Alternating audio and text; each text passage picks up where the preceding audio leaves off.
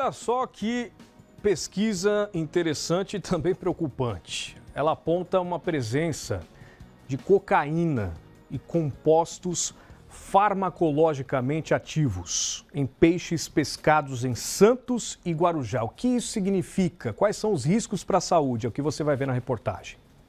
Elas são espécies típicas da Baixada Santista. Bagres e sardinhas são peixes nutritivos e fazem parte da alimentação caiçara. Só que além de proteínas e muitas vitaminas, também há a presença de fármacos e até cocaína na carne desses peixes.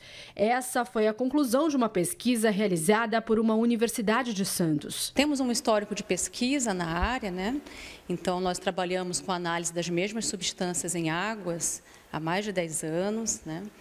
Então, no ano passado, em 2024, né, então nós nos reunimos e discutimos quais seriam os próximos passos, né? Então, a pergunta que nos veio lá no ano passado foi o quanto de fato está sendo, né, dessas substâncias está sendo absorvido por organismos aquáticos, começando então com as análises em peixes, né? O quanto está sendo absorvido, o quanto está sendo acumulado, né? Então, nos reunimos, discutimos, né, a possibilidade de fazermos uma pesquisa direcionada a organismos aquáticos e assim iniciou o processo, né? O estudo é inédito no litoral paulista e foi publicado recentemente em um artigo de uma revista científica internacional. As pesquisadoras analisaram 5 espécies diferentes, capturadas em praias da região, onde há a prática de pesca artesanal. Primeiro a gente fez uma reunião, né, com o grupo e aí a gente começou a definir as questões, né, que todo trabalho científico começa com uma pergunta. Então, a gente queria investigar esse grupo e aí, a partir dessa reunião, a gente pensou, vamos fazer 2 amostragens, uma amostragem em Santos e uma amostragem no Guarujá,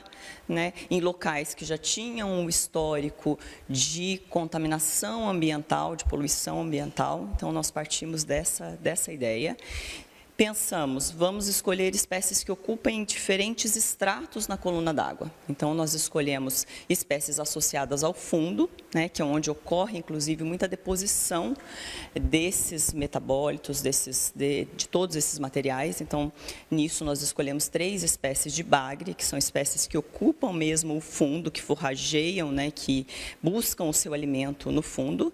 E escolhemos 2 espécies que ocupam mais a coluna d'água. Escolhemos uma sardinha e um grupo, uma espécie do grupo da família das pescadas. No trabalho dividido entre as 2 pesquisadoras, os peixes foram medidos e dissecados. Só então as amostras de fígado e músculo foram extraídas e examinadas. A gente pensou na bioacumulação, né? Então o fígado é um órgão onde esse material ele se bioacumula, né, bastante. Então a gente buscou no fígado esses resultados e o músculo também por ser o tecido e o que é consumido, né? Então a gente buscou nesses dois órgãos esses materiais. Daí por diante eu começo a trabalhar com esse material, eu faço a extração com solventes e depois purificação e, por fim, a análise química propriamente dita. Foram detectados 5 compostos ativos entre as substâncias analisadas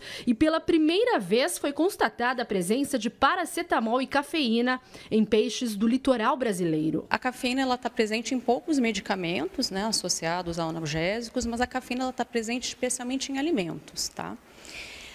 Encontramos também a furosemida, que é um medicamento do tipo diurético.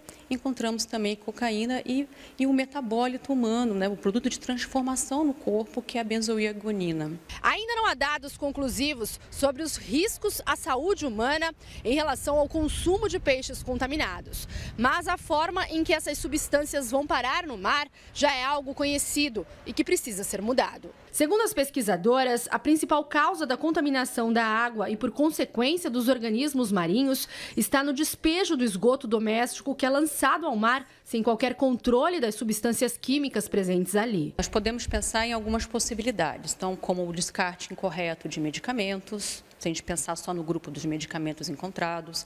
Podemos pensar também na seguinte questão: quando a gente toma um medicamento, para a maioria deles, né, em um dado momento a gente acaba excretando, seja pela urina ou pelas fezes, né? Então, o medicamento, os metabólitos, que são os produtos de transformação, né? Então, tudo isso vai para o nosso esgoto, né? Então, encontrar isso, tanto em águas quanto em espécies aquáticas, isso nos acende um alerta, assim, de que algo precisa ser feito, né? No sentido de tratamento. A esperança é que o estudo possa alertar as autoridades sobre a necessidade de mudanças nas leis de controle ambiental. Pois é complexo, hein? Mas é a ciência que vai nortear aí esse futuro. Basta as autoridades ouvirem a ciência e começar a planejar políticas públicas que eu sei são caras, são complexas, mas que precisam ser aplicadas porque isso já está refletindo diretamente, quem sabe, na nossa saúde no futuro.